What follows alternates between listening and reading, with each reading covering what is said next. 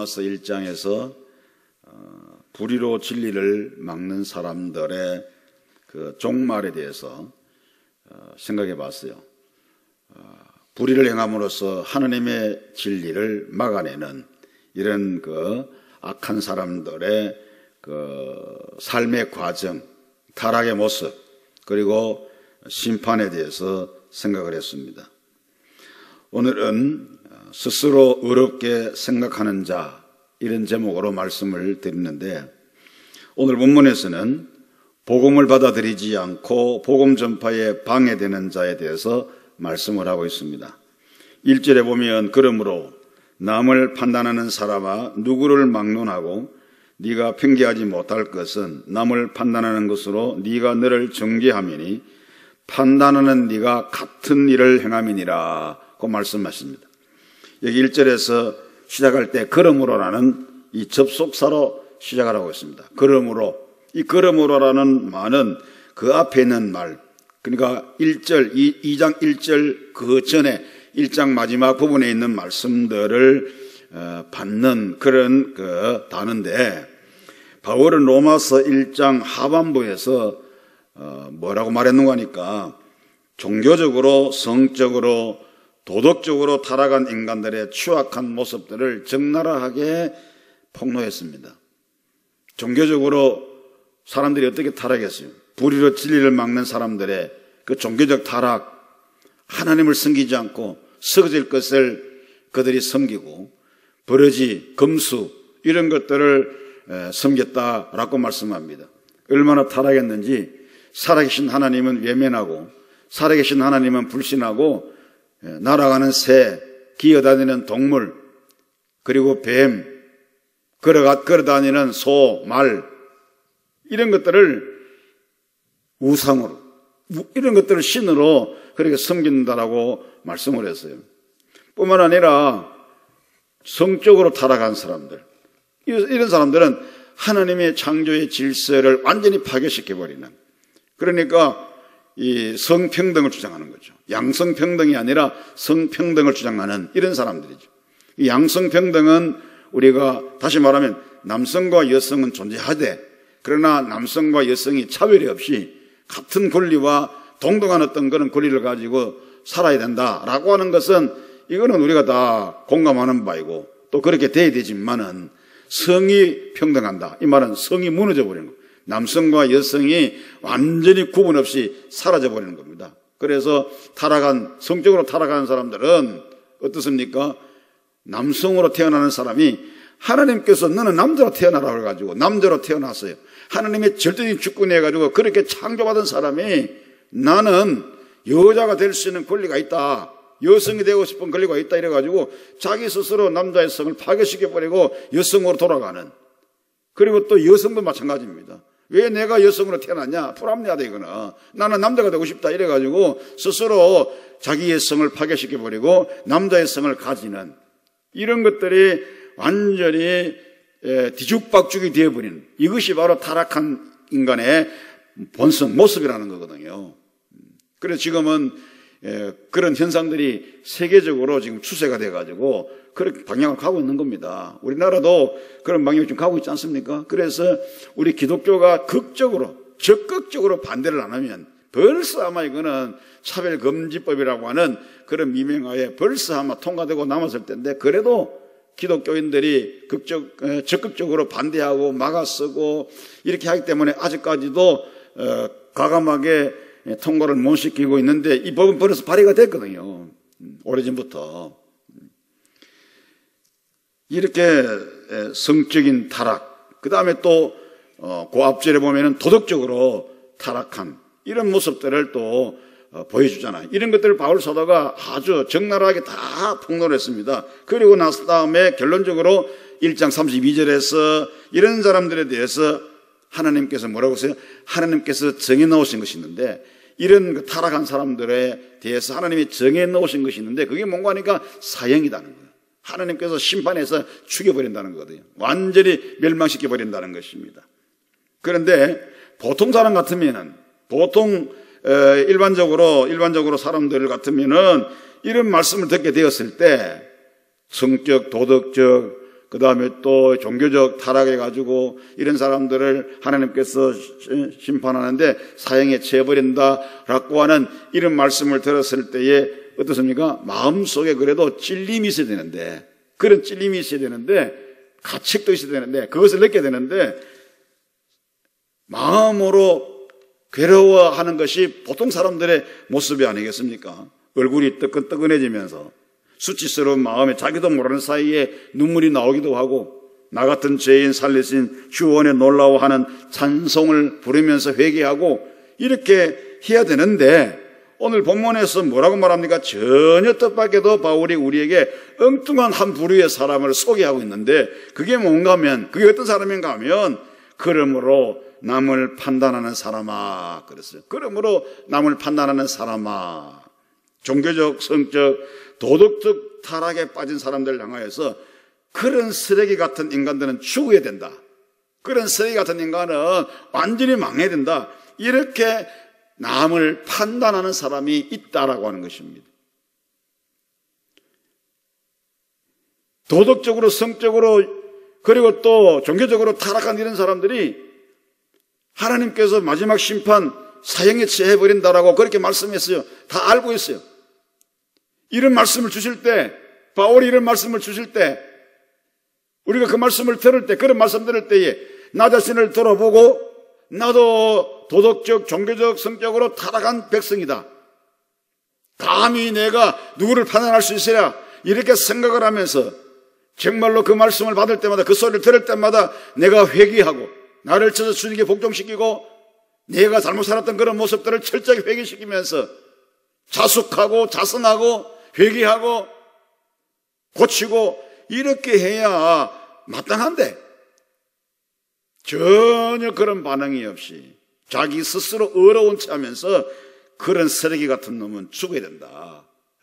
그런 버러지 같은 놈들은 완전히 망해야 된다.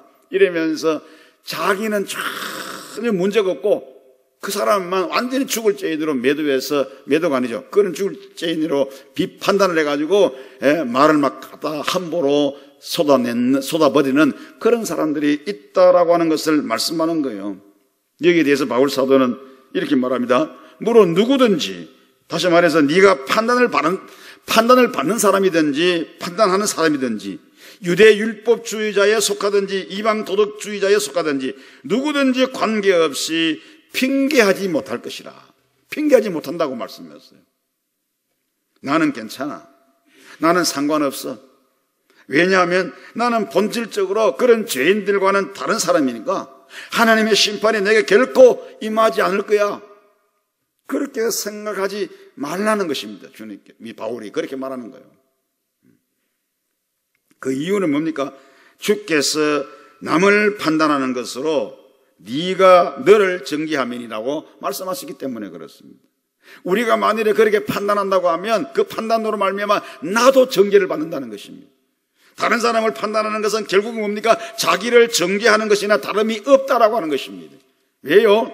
판단하는 네가 같은 일을 행함이니라. 그 사람은 죽을 사람이라고, 쓰레기 같은 놈이라고 내가 판단하고 비판했잖아요. 그런데 나도 똑같은 일을 행하면서, 다른 것은 그 사람은 드러냈지만 나는 드러나지 않은 속에서 똑같은 일을 행하잖아요. 그러면서도 자기는 어려운 채, 스스로 어려운 채 그렇게 생각하면서 함부로 막 비판을 하고 판단하고 정죄해버리는 그런 사람들을 지금 이 시간 바울 사도가 경계하고 있는 거예요. 우리 인간은 원천적으로 다른 사람을 판단할 수 있는 자격이 없는 거예요. 똑같은 죄인입니다. 오늘 본문 2절에서 바울 사도는 뭐라고 말합니까? 이런 일을 행하는 자에게 하나님의 심판이 진리대로 되는 줄 우리가 아노라 그랬습니다. 이런 일을 행하는 자는 어떤 자입니까? 로마서 1장에서 말하는 종교적으로, 성적으로, 도덕적으로 타락한 사람들을 말합니다. 그런 자들, 그와 같은 자들에게 하나님의 판단이, 하나님의 심판이 진리대로 된다는 사실을 우리가 다 안다는 것입니다. 여러분, 사람의 판단은 잘못될 수가 있어요. 절대로 사람의 판단은 정확하다, 오류가 없다, 그렇게 말할 수가 없습니다. 왜냐하면 사람들은 판단할 때 보면 외모를 보고 판단하는 경우가 많기 때문에, 외모를 보고 판단하는 경우들이 많기 때문에 그렇습니다. 사람 마음 중심을 보지 못하고 사람의 판단은 얼마든지 잘못될 수가 있습니다. 편견에 의해서, 선입견에 의해서 잘못 판단 내릴 수가 있다는 겁니다. 그러나 우리 하나님은 절대로 당신의 판단은 잘못될 수가 없어요. 오류가 있을 수가 없어요. 왜요? 하나님은 외모를 보시지 않으시고 언제나 사람의 마음속 중심을 보시기 때문에 그렇습니다.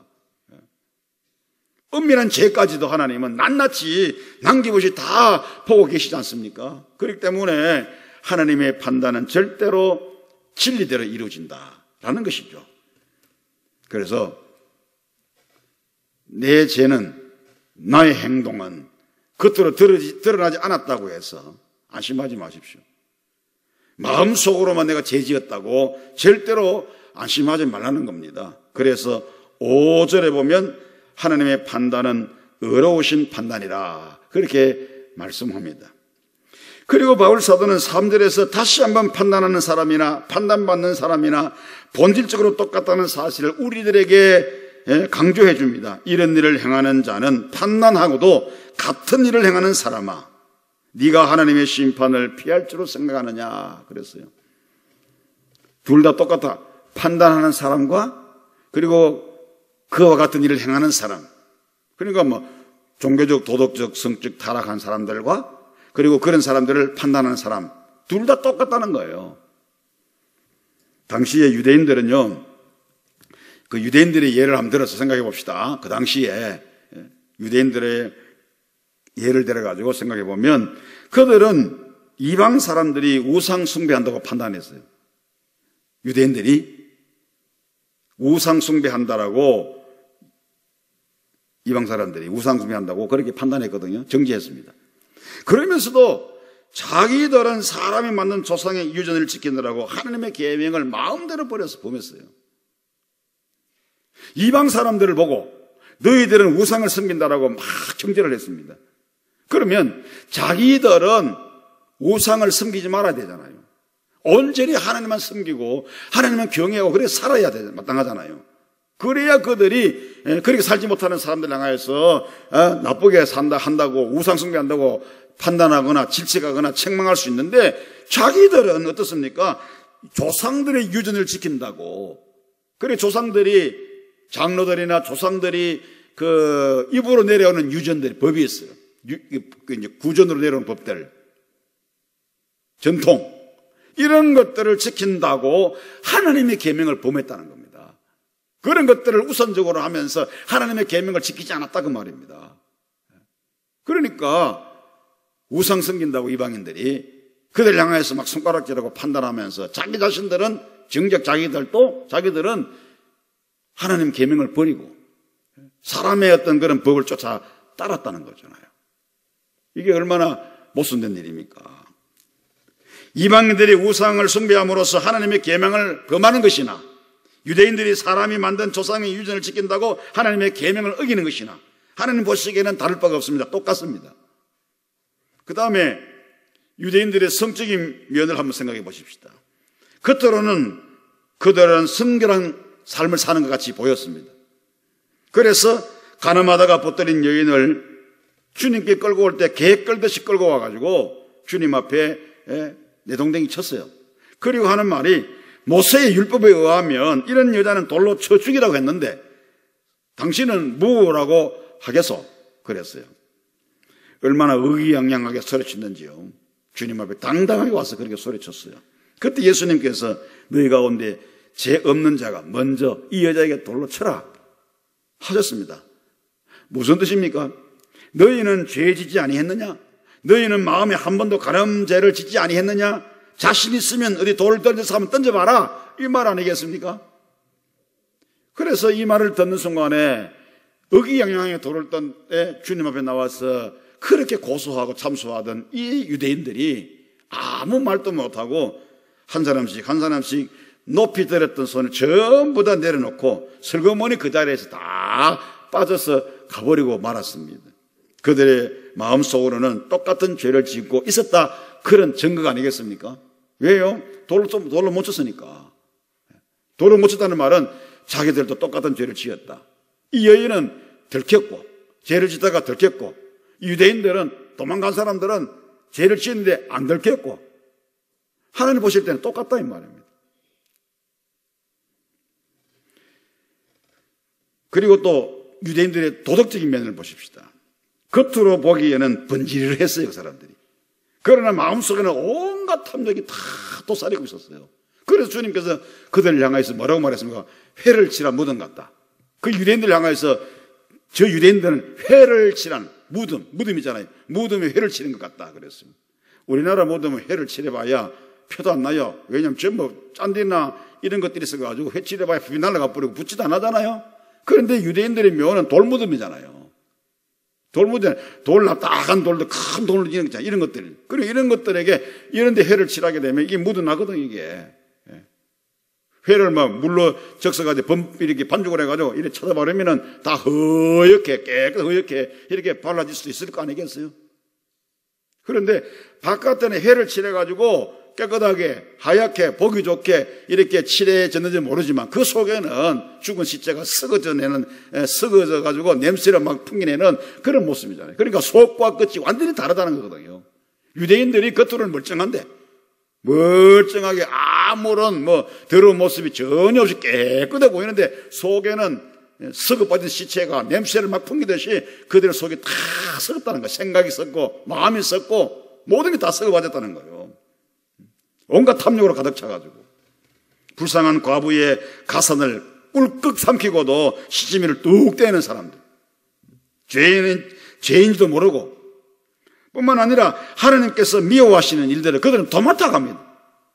잔치집에 가면 언제나 상석에 앉기를 좋아하고 기도할 때는 외식적으로 남에게 보이면서 남이 들을 수 있도록 막 큰 소리를 막 기도하고 유대인들은 하루에 3번씩 기도하니까 기도 시간이 정해져 있지 않습니까? 9시, 12시, 3시. 그러니까 어디가 있다가도 기도 시간만 되면 사람들이 많이 모인 곳으로 슬그머니 가는 겁니다. 그리고 가다가 보면 그 시간에 기도 시간 되니까 거기서 그만 손 들고 막 높이라며 큰 소리를 막 외치면서 소리 지르는데 뭐라고 합니까? 세례와 같지 않은 것을 감사하다고. 창기절기처럼 안 된 게 감사하다고. 나 일주일에 2번씩 금식하고 11조 내고 이런 식으로 기도하니까 왜 그렇게 기도합니까? 사람들 보라고. 그래서 사람들이 자기를 보고 칭찬해달라고, 사람들이 알아달라고, 그 모습이거든요. 얼마나 외식적입니까? 구제할 때는 자기 의를 과시하기 위해서, 자기를 돋보이게 하기 위해서 나팔을 막 크게 불어댑니다. 나팔 분다는 거예요. 우리는 구제한다. 우리는 구제한다. 불쌍한 사람 도와준다. 여러분, 우리 한국 교회가 알게 모르게요, 불쌍한 사람들 구제는 진짜 많이 합니다, 여러분. 그런데 교회마다 그걸 알리지 않잖아요. 모르게 얘기 안 하지 않습니까? 그러니까 세상 사람들은 교회가 구제 안 하는 줄 알고 있어요.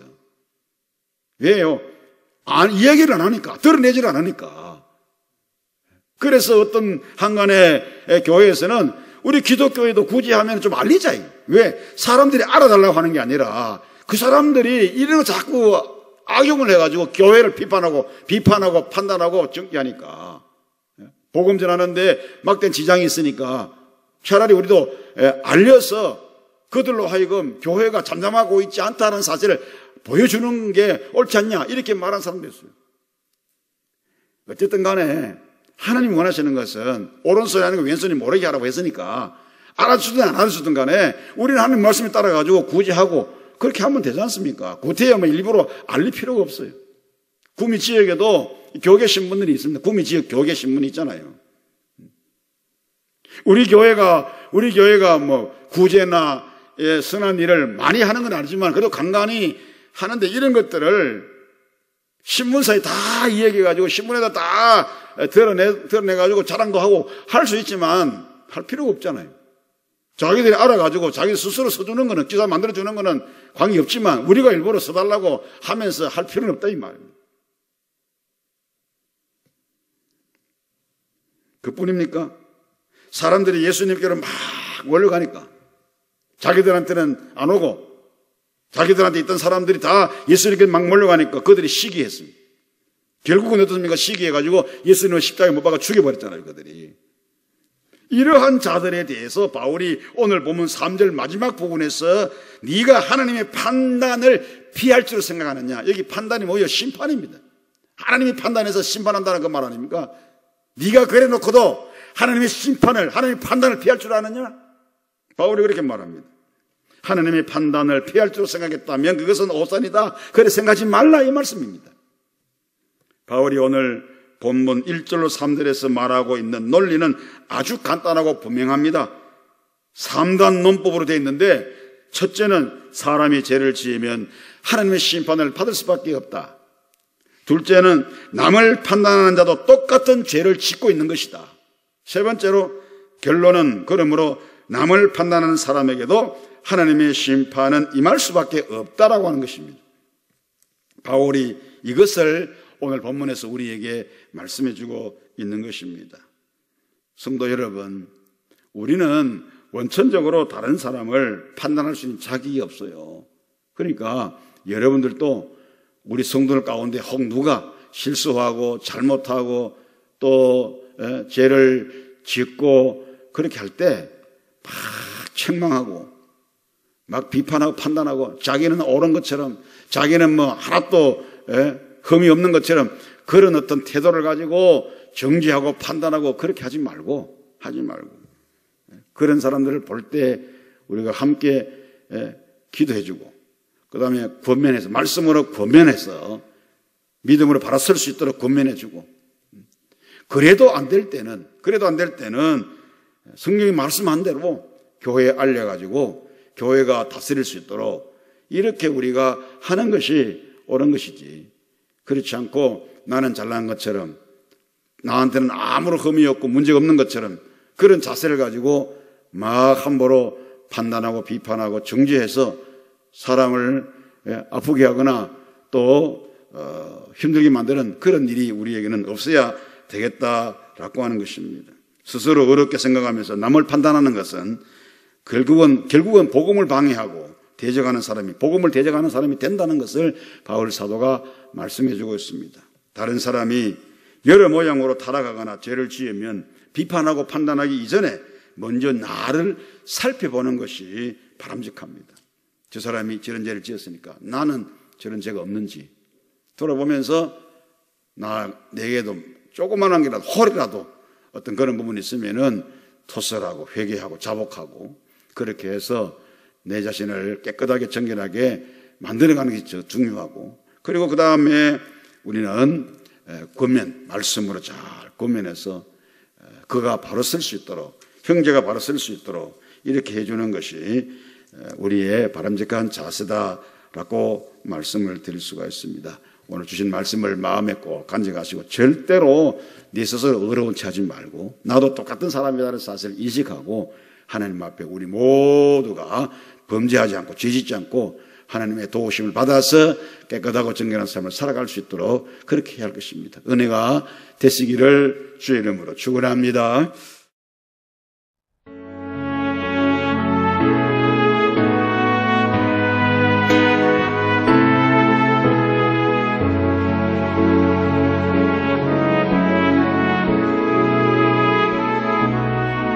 주님 앞에 섭니다.